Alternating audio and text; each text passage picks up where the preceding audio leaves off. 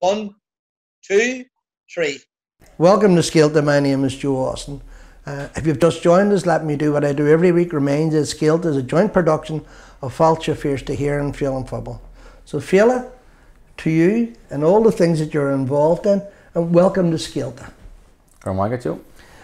I was trying to kind of get a handle on you, and I've known you for quite a long time. I don't know whether to call you Dr. Feargal or Mr. Feargal. Feargal's all right. But Feargal Enright is a name that conjures up a lot of things in the west of the city. You're an environmentalist, you're an author, you're an Irish language, you're a community activist, and so on and so on and so forth. And I'm going to ask you down the line in the next wee while which of those you really are, and you will probably have a fly answer and say you're them all. We, in a few weeks or a few days, I think we'll celebrate the 50th anniversary of the Bunskull on the Shaw's Road. Yep. And the revival of the Irish language. I want you to talk a wee bit about that. Yep. But welcome to Scéalta. I suppose that's the beginning and all of that. So tell me, which of those, where do you fit into them all? Well, I suppose, just what struck me there when you were talking, I suppose over the last period of the last 2 years with COVID, people have had a wee bit of time to rethink and reflect about a lot of this, and sometimes we'll get associated with our roles. And I know maybe we can talk about this as a conversation goes on, but I'd be no different to anybody else, and you begin to personify the roles that you do. But in a real sense, we're not our activism and we're not our jobs. They're those things that we actually do, things that we're passionate about. So I wouldn't like to think now, upon reflecting on this over the last couple of years, that I'm defined by any of that. That stuff that you do. Really, I'm just a normal guy who lives in West Belfast and who loves my family and who loves my community, and that's manifested through these various activities that you've talked about there. We all come to what we are through various channels, and I am always proud to say that I was a friend of your father's. Yep. And I'm a friend of your mother's. Your father probably was one of the most identified associates of the Black Mountain in the campaign to save the Black Mountain, and boy did he save it. Yep. I mean, the Black Mountain, and Féile An is one of the promoters of the Black Mountain concept and hills and all of the above. Growing up as a child, and I know you come from a big family, were you aware that you were part of a campaign as well as a family? Yeah, well, I suppose you were growing up in Republican West Belfast, you were growing up in a Republican family. People like yourself would have been in and out of the house as a small kid. I can remember. I could also remember my earliest memories is being in the Smoky Advice Centres with my dad and bringing me in as a kid to give me a lolly to keep me quiet, or being in a women's centre with my ma. She was a founder of the women's centre. So being out as a kid, I can remember vividly being in and out of all these spaces. But I suppose as a kid, you were drawing the link between everything that was going on. So the stuff that my ma was doing with women, my dad was doing with the Black Mountain, or with ex-prisoners, or with trade union stuff, or the language, the fact that I was the youngest of four and the first person and the only person in my family who had the chance to attend an Irish medium school. The school was part of that matrix of revolution. It wasn't distinct from it. It was something that was indelibly part of it, and it was something that you felt a special affinity with. So we're like, I always talk about the fact that in Upper Springfield we were surrounded, hemmed in by 4 British Army bases. At the bottom of our street, you had the biggest of them all. So it was a helicopter landing pad. Yeah. So you had 24 hours a day under military occupation. So everything that was going on felt like it was part of that resistance, and it's all you knew. It's all you knew. And those helicopters, I have to say, were almost landing in your garden. I know that's it. Just when I described you deliberately and provocatively as Dr. Enright, I seen your left eyebrow going up. Yeah. Is it a title that you're not comfortable with? Do you have that kind of sense that, yeah? Well, see, funny, I've been thinking about this in recent weeks, so I'm glad you've asked about it, because obviously the background I come from, to have a doctorate or to go through university and get its highest accolade is something to be proud of. So like my father, you mentioned him a while ago, when he was alive, like I remember when he was sick, going to the doctors with him, and he'd have been going to the doctors and he'd been saying, he's a doctor, and me sitting on the head of my hands, and they're going, you're a doctor? No, you're a medical doctor, he's a doctor, tell her. And you're going, oh, sick. But saying he was proud of it, and rightly so. Yeah. But I can remember when I wrote the book out of the PhD and I went to America, they were all telling me, you need to have a business card. America's the business card, so who you are. So I made 2 sets of business cards. I made a set of business cards with Dr. Feargal MacIonnrachtaigh and a set with Feargal, and I was kind of saying, if I go to meet the hoity-toities of people who are in universities who think of themselves as the bigwigs, I'll give them a doctor. But if I go to the Bronx or Brooklyn, or I meet with Republicans, people who are working class, I'll give them the one with Feargal. But I suppose in hindsight, looking back at it, you should be proud of it, and I should use it more. And I'm starting to use it more because at the end of the day, I suppose Mandela talked about there's nothing to be gained from making yourself small. Yeah, you know absolutely. And sometimes that's probably inadvertently what you're doing, and you could excuse it by saying, I don't associate myself as a doctor, I don't buy into the label, which is all fair enough. But at the same time, it's also worth recognising the achievement, and that's probably something that I haven't been doing. You probably know this, but I'll run it past you anyway. The Telegraph and an article that they printed some time ago about you. Not a very flattering article, I have to say. And the Belfast Telegraph wouldn't be known for its crusading campaigns around working class, let alone nationalist or Republican areas. Yeah. So for those who don't know what the Telegraph is, it isn't a fountain of knowledge. But they talked about you using the language as a revolutionary tool, and they talked about your Facebook sites are Che Guevara and Bobby Sands and all of that. If there was one person that I could say epitomises that working class hero image, it was your father. Yep. And I know this is not about your father, but we all come from somewhere. Yep. Do you think that dismissal of the doctorate, is it a wee bit of like, you know, when you script me, I'm still a working class guy? That's part of it, because the other thing about it was, as somebody who went to university, people from working class communities have a wee bit of imposter syndrome. Do you know what I mean? As if you don't belong there. And I, in fairness, and I think it's probably came from my father, who talked about, I would have had, suppose, that wee bit of irreverence, a wee bit of arrogance about it, to kind of go and, like, knowing from our background that we were as smart as anybody, but my mum and dad would have taught us at home is treat everybody as you like to be treated yourself. Don't look down on anybody, don't idolise anybody. We're all like, well, we're all the same. So going to university, I would have carried that with me. So in a sense, what the academic credentials give you the opportunity to do was say, in your world, I'm your equal, but I'm still from the working class community here, and I know this entire structure and the entire red gown they put you in and go up to do all that is all part and parcel. It's all part and parcel of a system that's skewed against the working class. So that's part of the, I suppose, healthy disrespect that I have for it. But at the same time, it's worth recognising, and it's worth being proud of it. And I suppose I can remember when I was when I had the book out, I arranged Féile An arranged a talk for me in Cork, and he phoned me up and he says, Feargal, see the fact that you have a doctorate, it's the only reason you're getting in here. He says, because you're talking about Republican prisoners, you're talking about the IRA struggle, you would never get into Cork, but I could just get the fact and say PhD, let that in. So that got you in. So that was a good example, I felt, where anybody writing a book about the struggle here wouldn't get into Cork, because you had the academic credentials. You could go into the community at one level, but also go into the academy. And I think, you know, there's great satisfaction at knowing that you're just annoying them people who think that you're a smelly person from West Belfast who is a Republican, and, like, you know, we've got the same title that they have, and you must have bought it because you can't be clever and be from West Belfast. Yeah. This week, or these few days, is the 50th anniversary of the foundation of Shaw's Road, Bunskull and Shaw's Road.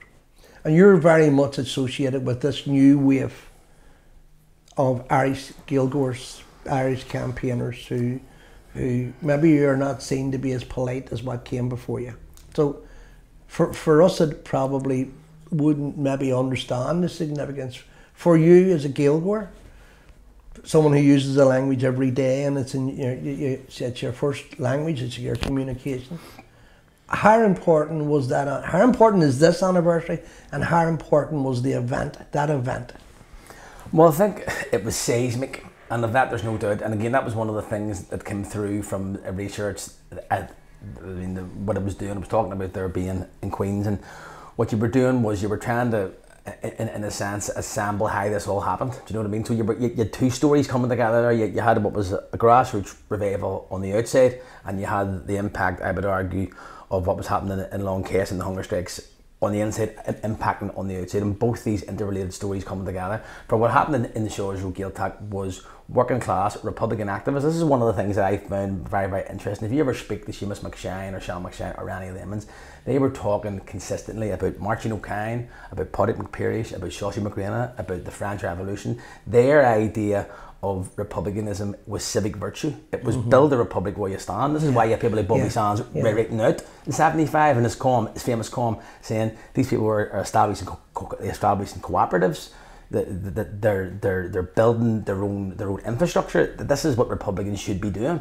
And it was almost, Sands talked about it in quoting Liam Mellows, talking about build the republic where you stand. And this is what these lads were doing, and they were doing it without a penny of state intervention, and they were doing it under the phrase Naha Brejani, don't say it, do it. And because of that action, and they did it against the odds, they were threatened with jail. But once they had set that in motion, then the revival could blossom after that. So in areas like my own, this is one of the questions that I was asking. Like, I mean, in the 80s, there was 8 of us in the Upper Springfield area who got the bus, the special bus as it was called, to the Bunskull, which was the Bunskull. To the Irish language. The Irish school. Because it was one. We're 40 now, but it was one. So we called it the Irish school. And my friends had said to me... Let's just catch your breath. Yeah. So there was one school, that's the one now there are 40 schools, not one people, 40 and that's the one I went to. And that's the one I went to. And that's amazing. And the point about it was, Joe, that was what came through as a kid. And as a kid, you were unique and distinct, but people would have said to me as a kid, say something in Irish. Say something in Irish, because you were the only one, I was the only person in my estate,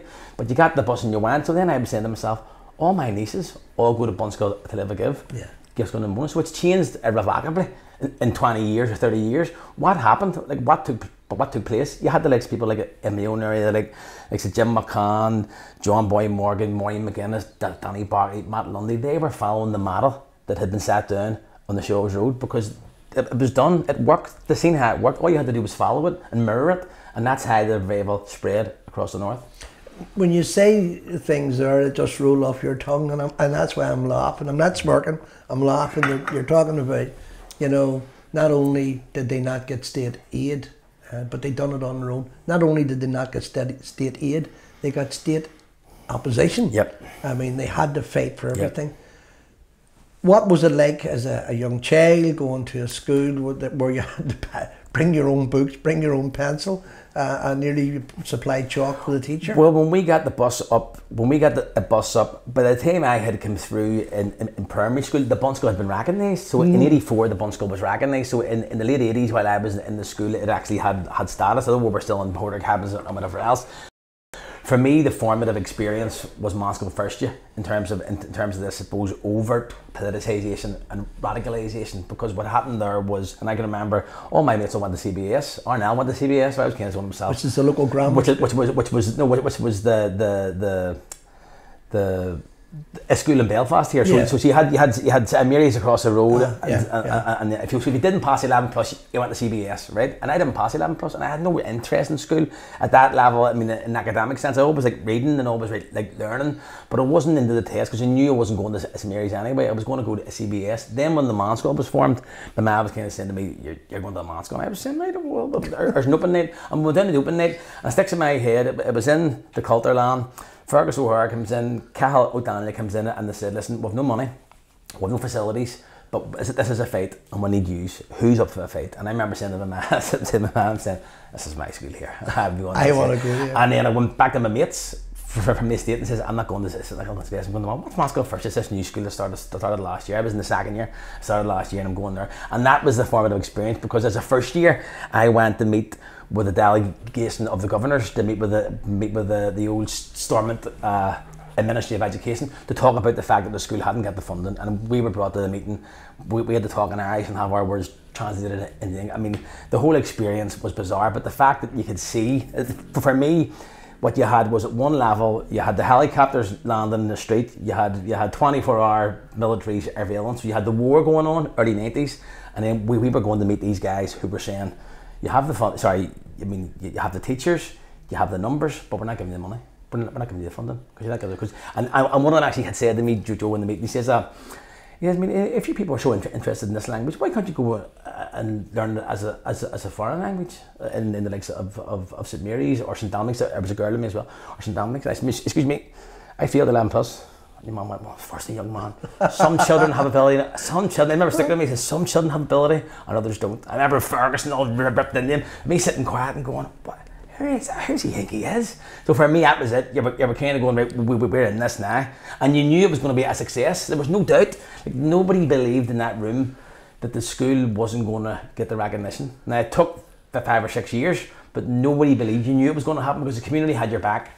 You know what I mean? And that was, for me, and if you look, Joe, the question you asked early on about this new wave, that cohort of young people who were in those first couple of years are prominent in the movement now because of that experience, and the whole thing had been, what can you give back? Do you know what I mean? Like, what can I give back based on that experience? Can I ask you for an opinion?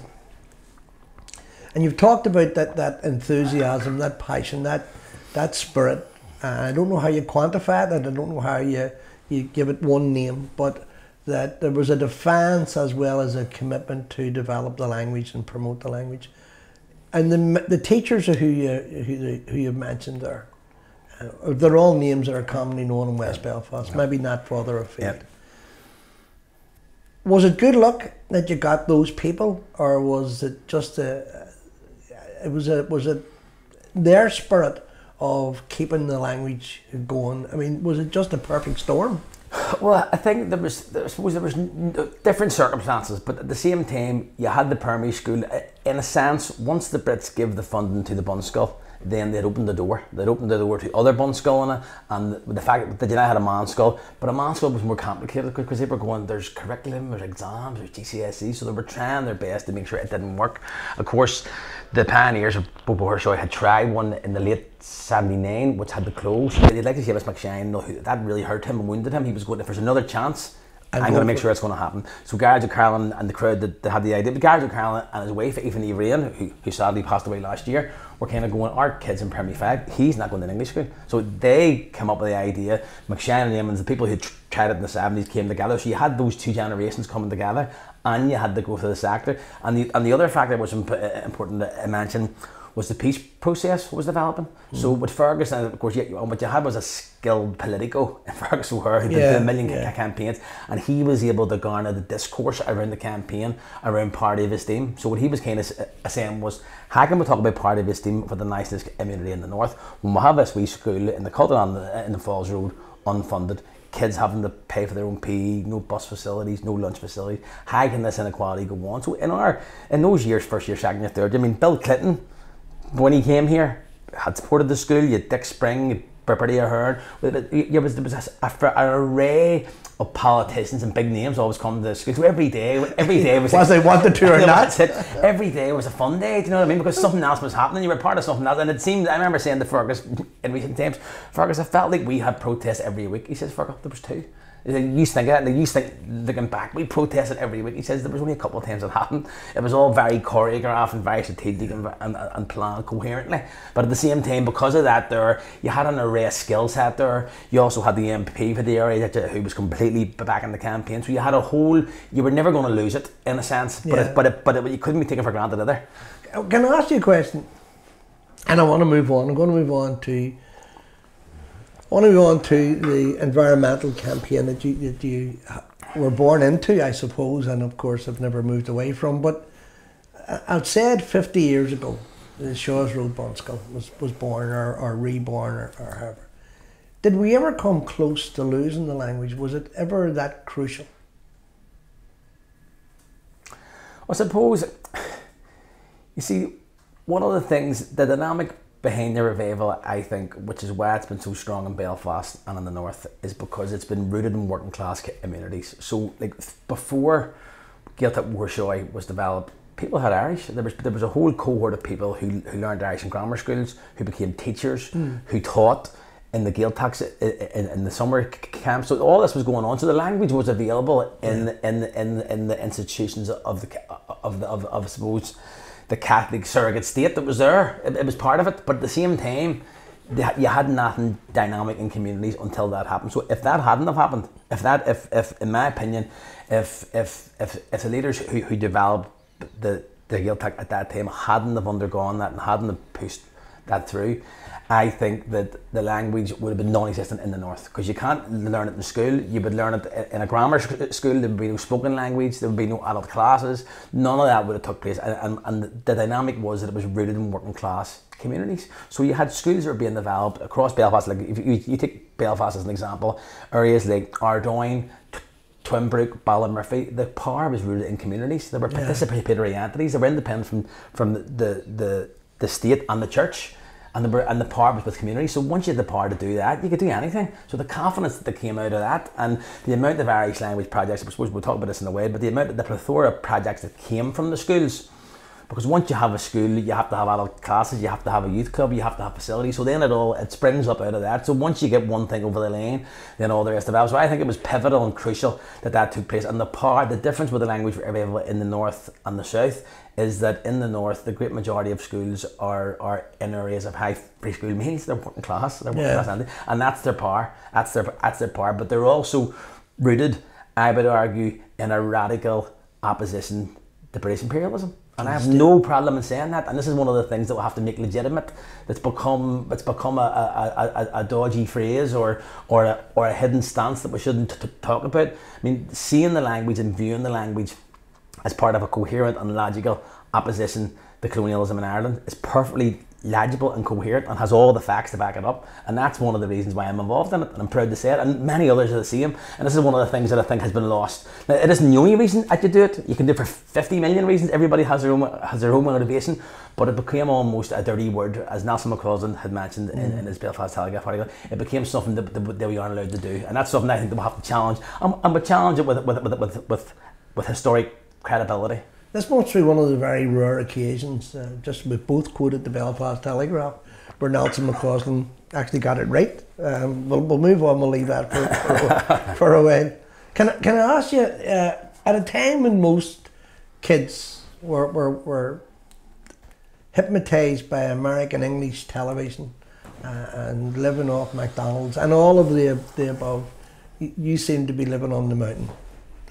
Insofar as the mountain was your back garden, and your father was, and the family were really environmentalists before environmentalism became steady. So tell me a wee bit about that. Well, I mean, I think it's fine. I mean, you spoke earlier on about my dad. We're speaking about before we come on, being somebody who was a visionary, being somebody who was 10 years ahead of his time, and having that eccentricity and that irreverence, and that was so unique about him as a person. Now, he's not a perfect dad, like, as all. He had his foibles and his feelings. Thank God he did. But at the same time, I mean, his love for the mountain, I think, was rooted in his own experience. Growing up here in Beachmount, at that stage, their back garden was the mountain. They lived in the mountain, playing cowboys and Indians, and he had a love for it. So before that campaign began, my early experience of going on the mountain was going with him. But all my mates all went with him. So he was taking people up the mountain long before there was a campaign. So it would have been Terry's heading up a mountain. Now, you wouldn't get away with Terry with shape protection and all, but there'd have been 50 kids in up a mountain, and they'd been there all day. And my dad had a farm, he had spuds and all. And literally every kid, you had kids from New Barnsley, that was something that would have happened right and regular. So then I think what happened to him was, when he had a chance to reflect on it, when he saw the quarry, he was kind of going, there's nothing being done about this. The quarry, I should add, was destroying the mountain. Well, that was destroying the mountain at the time. And the thing about it is, again, I suppose the added fact, if you speak to some of the other environmentalists who became involved in the campaign, people like Carrie Goldsmith, Aidan Crean, who were involved in the Friends of the Bog Meadows, when they were working with my dad, what they were saying was, like, talking to them as an idea, they were saying, you had somebody who was a political activist who had 30 years experience in many different facets of struggle, making this an issue. So for them, they hadn't got that background. Yeah, they hadn't the skills. So he was immediately bringing Jerry Ann into the conversation, immediately bringing trade unions into the conversation, immediately bringing community politics. So all of a sudden, his thing was, how do you make this an issue for as many people as possible? So for the first couple of years, people were going, our chamber is leaflets again about the mountain. There's a working on, he cares about the Black Mountain. But he was able to see, as you mentioned before others, that when you're talking about human rights and equality, that the people from West Belfast having an environment and having a place to walk for their mental health and having green spaces was something that was important before anybody else had seen it. And now everybody accepts it. Oh, absolutely. That's accepted, but it wasn't accepted then. And that's what became, I suppose, far-sighted about it. And even for myself, there was a photograph, I was sent the photograph there last week, in 1990 of him with Jeremy Tuma, the piece of 7 year he was ahead of me. I think it was the first cohort that he brought up the mountain, and he brought them up. So him coming into the school, you'd have been a wee bit embarrassed because, as you know, and he'd have helped embarrass you. You know, the type of personality he had. So the point of it was he was coming into school to do slideshows about the mountain, and talking about the linen industry and talking about the bird life and whatever else. And it was a wee bit embarrassing at one level, but also you were proud. Do you know what I mean? Because at the end of the day, it's not everybody's dad who had that. Do you know what I mean? And he was bringing that to the table. So it was something that you were proud of, but at the same time, it was something that over a period of time became a community issue, and it shows you how a campaign can be developed. It shows you how the public mind can be shifted through making reasoned arguments and trying to bring people on board with what's actually something that we should all be up for. He had we're going to conclude this part about your father because it's drifting into my memories. He had a wicked sense of humour, I have to say. Just when you said he could do these things, he knew no boundaries. He just had a wicked no filter. No filter. Well, I think he had a filter, but he chose not to use it. He chose not to use it. Last question. Growing up, was everything seen through the prism of what is politically right or what's politically required? Like, I mean, could you have watched a film without your mommy saying, you know, they're exploiting women, or your father saying the American Indians, the Native Indians are the good guys to kill here? Was it like that, or was it? No, it wouldn't have been as zealous as that. Do you know what I mean? I mean, there would have been, as you said. I mean, as I can remember, the house was always a house where people was coming in and out of. Absolutely. Do you know what I mean? And it was always a house where there was fun and there was crack. And I suppose the big thing, I can remember this year. Well, obviously, when we think about my dad as an actor, I can remember funny when I was working on the PhD, being camped up in the attic, and him coming out and going, "You're still working on that?" He says, "All work and no play makes Jack a dull boy. Get down here and have a beer." And me going, "Jesus Christ." So the point of it was, he had been so the having the time for fun and crack was at the centre of who he was. But at the same time, I think the idea of stuff being political was at the heart of what we would have been fed growing up and what you were seeing all around you. I remember my dad was talking about Larkin's divine gospel of discontent, and that was something that we talked about. So it's okay for me, right, if I'm doing this, but who's not here? What about him, and what about her, and what about the person who's left behind? And that was always, and that's still in my head, and it's still in my head all the time, and all the work that I'm doing, always thinking about who's not involved, always thinking about how we can involve more people, always thinking about how you can up the campaign in a sense to include others. I have to say, the odd that catalogue of events, that your home was also an international stopover. That you didn't know who you were going to talk to, or who was sitting beside you on a settee, or where they came from, or what they were here for. They were here for a protest or a political reason, but they could have been Basque, Catalonians, Palestinians, or whatever. If I can flip you just a wee bit, school, you done very well, clearly in school. When you left secondary school, what was your intentions? Was it to be? Well, suppose there's a pivotal event that it's worth talking about, and not suppose skirting over it, which had a formative impact on a level of commitment that probably wasn't there before it, and that's when Terry was killed. Your brother Terry was assassinated. He was assassinated. So January '98, I was a 6th year. In the Cultaland. The school moved on the January 1989 to where it is at the minute, and at the time I did well in my GCSEs. I was good at school, I was clever enough, but it was a bit of a tearaway. Do you know what I mean? I like to smoke a joint and have a crack and go out. But you never inhaled. Part of the rave scene and whatever else. But at the same time, when that happened, obviously it was a pivotal moment in all our lives. But for me, I suppose it created a huge sense of determination, and I can remember saying to myself, "I'm going to get 3 A's in my A levels." That's what I'm saying to myself, and I suppose it's bizarre looking back. You're a wounded child, but saying to myself, "I'm going to get that. I'm going to show them." And that was, I suppose. And I remember in the weeks after his death, we had a meeting in the family, and my ma had the wisdom to say, "I think we have to accept our lives will never be the same." And me as a kid, looking back on it now, right?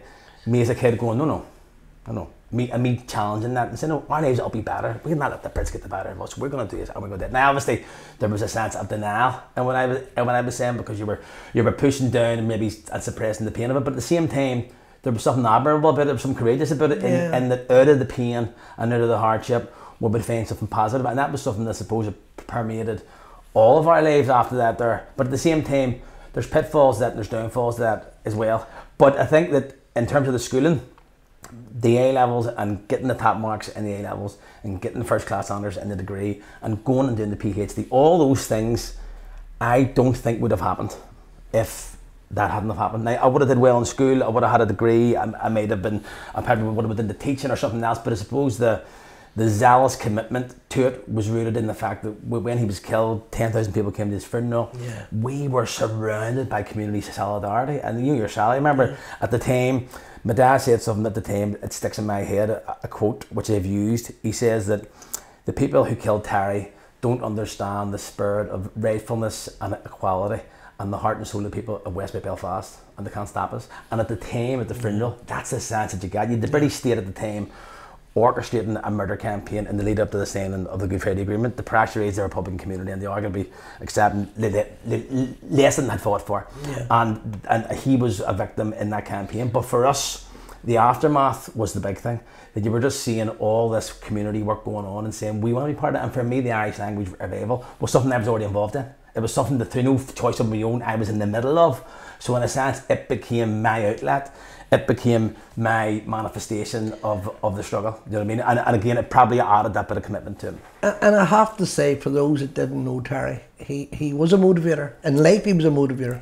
He was a keen sports person. He had a sense of young people, empowerment. He was all of that there. So maybe it is a natural progression that you take on the mantle, or part of the mantle that he had instilled as a brotwer. It's always hard. Family members. But at the same time, Joe, one of the things that I will say that I just thought about earlier on there when we were just talking at the beginning is sometimes when it comes to this stuff, you were asking me about identities and you're asking me about what would you associate with, and I wrote a wee article about this last year in the middle of the lockdown, and one of the things I was saying is sometimes, for my purposes, what had happened was you become an activist, and you're activist in a way, in a positive way, is the way you're channeling your pain. Do you know what I mean? It's the way you're channeling your trauma and your hardship.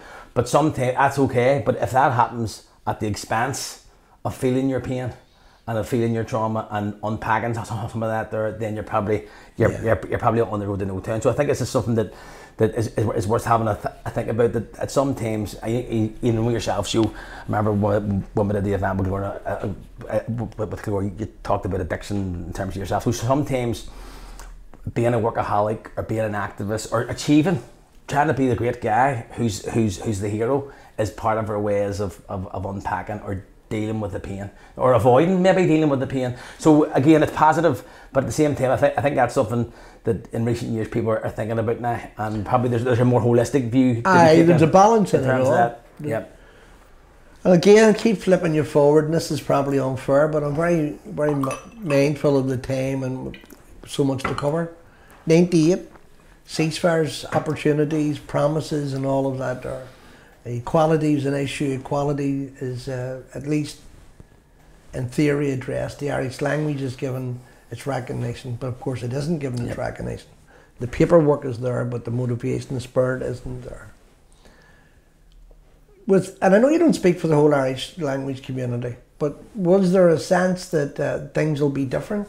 We've got this now. We've got parity of esteem. It'll all fall into place given time. Was there a sense of that within the Irish language community? I think there was a realisation, and there's a perennial realisation that every generation has to do their own bit to bring the struggle to the next level.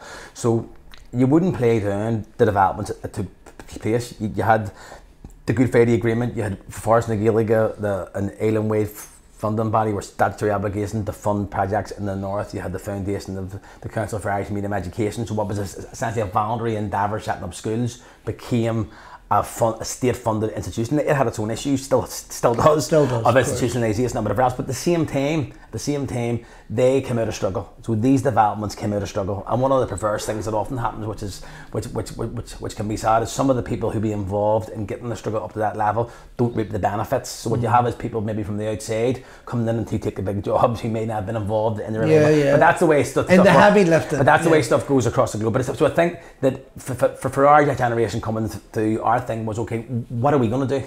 So the stuff that's happened has happened before, it's been achieved. Our role is to bring it to the next level, to build on that. We talked about standing on the shoulders of giants, so build on that. So this is the type of projects that we're going along. But then you were finding at the heart of the matter, there was a fundamental inequality in terms of how the state is run. The fact that Northern Ireland's an irreformable entity and always will be. It didn't work when it was an orange state, can't work when it's a sectarian state, won't work, can't work, right? And looking at it from a radical perspective, how could the language be used skillfully, strategically, at a grassroots level to unpick that and unpack that and prove that irreformability? And I think that's one of the things that the recent campaign in terms of An Dream Dearg has successfully done. It has proved the fact that the monolith of unionism based on supremacism, based on inequality, can't fathom equality for the Irish language. The very sight of it makes them sick. I mean, there was a conversation that I had with a member of Sinn Féin who talked about Edwin Poots during the negotiations a few years ago. He was saying, okay, we could maybe have legislation but no road signs. I can't look at it. If I'm driving from Portadown to Belfast and I see that in Irish, I'll crash. I'm done. No, the union's over. So that's the mentality. That's the mentality of the Nelson McCaws and the Edwin Poots word. So that was one of the things that I think was able to come to pass. And then it's finding the gaps of inequality, whether it's special needs, whether it was the bus campaign for college to first year, whether it's youth services for Glór Na Mona. Throughout the building of a sector from the bottom up, you're always going to find the loopholes, the problems, the issues that you can just poke the sore, poke the wound to see what comes through. And that's one of the things that has successfully happened. But also in the public eye, the rates of Irish speakers are now mainstream. The Irish language is now mainstream. So it's went from the margins to the mainstream. But that hasn't happened because a politician decided to do it. That has happened because grassroots communities organised themselves and coherently structured a campaign around certain issues, and were able to bring that into the public eye. So that's something that I think that is commendable, and it's something that I think perhaps shows us a way, maybe in the campaigns that's to come in the years ahead for uniting the country, building a new Ireland, that some of the lessons from that case study, from that campaign over the last couple of years can be used and harnessed. I want to again briefly talk about the disparity of this working class child going to Queen's. Queen's is a local university. It's a bastion of Britishness, we're told. Did you stick out like a sore thumb? Were you comfortable with it? Was it a battle a day? How did you fit in or not? Well, I think there's two things to it. If you do the Irish language, invariably you're going to meet people from across the north from Republican nationalist backgrounds. So in the classes, in the Irish language classes, in our degree course, you were meeting like-minded people, and you build a community around that. You went to the Gaeltacht in the summer and whatever else. However, my experience of history was something completely different, which is worth talking about, because the majority of the humanities peoples who were doing history were nationalists, but the complete and utter majority of those people who were lecturing you were unionist and were pro-British and were anti-Republican, and that's the message that came through again and again and again. So I could sit there quiet, or I could challenge them at every occasion, and of course I chose the latter. And the first it's come into my head when I was coming in the road this morning there. The first lecture I had, 1989, right? I'm just thinking of this in terms of years, right? 11 years after Gibraltar, right? 1989. This guy, Jonathan Barton, was giving a lecture about the conflict. So I go to a lecture, 200 people in the hall. He stands up, his English accent, and he says, 3 IRA terrorists on a bombing murder mission in Gibraltar were subsequently assassinated by the SAS. So everyone's writing this down. I'm sitting there, and he says, at their funeral, he pauses, he says, 2 brave British soldiers drive in the cortege and are subsequently apprehended by an angry, murderous mob who killed them. Everyone's ready to be sacked. Excuse me. First lecture. I said, you forgot about a guy. I said, what? Michael Stone? I said, oh, pardon me. I have a cold. He starts stuttering. So I was like, get away the fuck. Do you know what I mean? So that's my first experience at Queen's. Do you know what I mean? And that was murdered every history lecture that happened thereafter, constantly challenging and seeing that our history and historiography and the field that I was in at that level was just a mirror of what we were seeing in the streets. It was a side of struggle for them. Do you know what I mean? And it came to me doing the PhD I couldn't even went to history. If I went to the history department and says, I'm going to do a PhD about the Irish language, long test prisoners, I mean, they'd have laughed at me. But I could get away with it in Irish, do you know what I mean? Yeah. I could cajole lemons into let me do it, do you know what I mean? But really, for me, all that was about was telling that story. It wasn't about the academic, it was about the experience of seeing them in them rooms, having the discretionary power to change the narrative, to distort the narrative on behalf of power, which motivated me to say, we need to get on that platform, we need to get this story and put it in that platform, to stand in front of them and say, in one way I'm your worst enemy. Do you know what I mean? Because I have your credentials, I have the academic stuff, I have a qualification, I have the license, and I know you're wrong, and I know what you're saying is wrong. It's back to the Bobby Sands poem, Everything at Time, that unthoughtable thought, my friend, that thought that says I'm right, and that's why he had to be cracked for telling that lie about 88, and that was something that happened throughout the time of Queen's. Do you know what I mean? And it's still happening now. I have a niece Emer who's a Queen's, and she's telling me now the same thing's happening. Well, it has to be said that, I mean, Queen's dug its heels in, refused to put Irish language signage up and done all of that. In this day and still is. Yeah, I mean, this day and age. I need to talk to you about your, and you mentioned it in passing earlier on, that ability to take a language, a campaign, an issue, take it back to where it's owned, back into the community. So the community projects that you were involved in and helped to develop. So just tell me a wee bit about them. You've left Queen's, you're a doctorate when you want to be, and you use it to good advantage. So Glór Na Mona, for instance. Well, suppose like there was a cohort of my contemporaries who'd been through a school in our area who wanted to do something. Right, we originally developed a group called Common Culture. Well, we're trying to do something, and we come up with the idea of trying to organise. It was very simple, very humble, trying to organise something around the schools. Classes at night time, events once a year, a wee community festival, and that's how it started off. Then it spiralled and it developed. The Irish Medium Youth Work came out of it. We were able to pull people in, people like Orly and Shakies and others, Caharo Moody, who were doing youth work in English medium, but who went to our schools. We were able to get cajole them to come on board, and people like that would end up to go on to build the entire sector. When they have youth clubs, 27 youth clubs across the north, it's just literally been mushrooming again and again. But I suppose the original question that you had about the PhD, for me, the trajectory for someone who had got the PhD would have been, are you going to be a lecturer? So the next stage and particularly my parents had been saying that's so prestigious, you should work for a university. Someone from the West working for a university is great. But for me, I felt a sense of, I needed to get out of it as well. I felt a sense of, back to the idea of praxis, of theory and practice coming together in himself. We need to put this in the like, where can you be of most use? Yes, it could be useful here. I could be lecturing, I could be promoting my politics, I could be promoting a better world while working in a university, which would be good. But alternatively, you could be of more use if you were giving your time and your effort and your energy to the revival in the community, and that's one of the things that I decided to do at that time, and it's something that I'm glad I did, and it's something that has been very worthwhile, because at the end of the day we're able to pull people in. And one of the differences is, if you look at the Irish language revival, is a lot of the people who are involved in it are people who haven't done to get qualifications, but rather than think that they're going to move out, that their role is to achieve a certain amount of qualifications and then move to Brussels or move to Dublin or move somewhere else. There's a bit of a sense of obligation to put back in. To move in rather than move out. And that's where we are now. That's where we are now. And I also have to observe that in terms of what the language brought to the community, you know, and you make the point that they are one and the same, is that you're as likely to hear a lecture around Che Guevara or around Catalonia or around the Palestinians or around wherever. And it's not confined, it's not restricted, it's not about just simply our language, it's about the world that's out there that we see through our language. Yeah, and that was it. So, I mean, for our purposes, you take Féile An Phobail, which we're organising, which begins. I need to explain that because I know what it is. So Féile An Phobail is a community festival. The Glór Na Mona organising. The strapline for it is politics, participation, and community.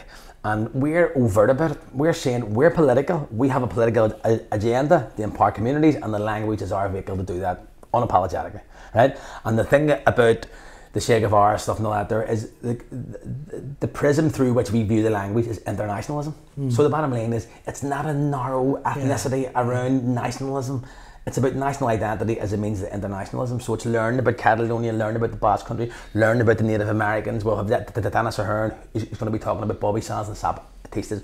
All that is our subject, all that is ours, all that is stuff that we want to be talking about and thinking about, because we view the Irish language under a decolonizing framework. It's a means to empower, but it isn't a means to empower in terms of culture. And we've made this point before. See, if you take the campaign for an Irish Language Act, if we have the best Irish Language Act in the world, the most best legislation in the world, but people who attend our schools have to go to a food bank, or have to go, or they're going to go to get their antidepressants in Irish off a doctor, or the food bank has a bilingual saying on the roof. What good's that to us? So the bottom line is, it has to be, it's about linking the intersection between culture and class. How do we link them together, and how do we realise that the Irish language is part of it all? It's not something that's in splendid isolation to sit on its own in a corner somewhere. It's part of the wider campaign, part of the wider struggle for our republic. I can see you're as enthusiastic as you always were, and for anybody watching this, you're not getting through off that seat, you're jumping off the seat as you're speaking. So we have a few moments left, and just a few moments left.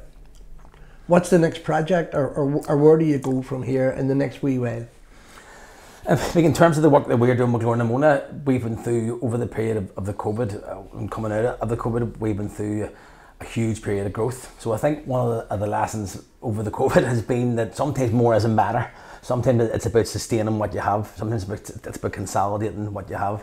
And one of the big things I think going forward is this cohort of young people who are campaigning around language science and Queens and whatever else. It's about future-proofing the work that we're doing through capacity building with that crowd. We're bringing them through by giving them space to get employment, giving them space to become active, and not to be in a pocket and doing that. So I think that's moving forward. I think that's one of the big things. And the other thing is, how do we think through the idea of the Dream Dearg campaign helping to shape the wider campaign? Because I mean, the world is changing immeasurably. I mean, we know the campaign for unity's on our doorsteps, but the big question I have on it is, we're sitting in RC Connolly here. James Connolly was one of the people who said it. We can paint the post boxes green. We can have a unitary state that we can have it tomorrow morning. That's capitalist and just entrenches inequality. So if we're going to have a new Ireland, what type of new Ireland is it going to be? That's one of the things that we're trying to do here with Féile An Phobail, to bring that debate at the community level. Because unless society is going to change fundamentally, then there's no use talking about United Ireland. It's not worth crossing the street for.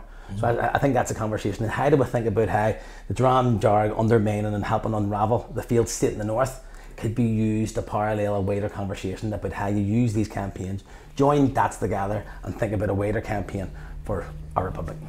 And make it better for us all. Of course. We're out of time. You've been a wonderful guest, an exciting guest. So, thank you. Amor.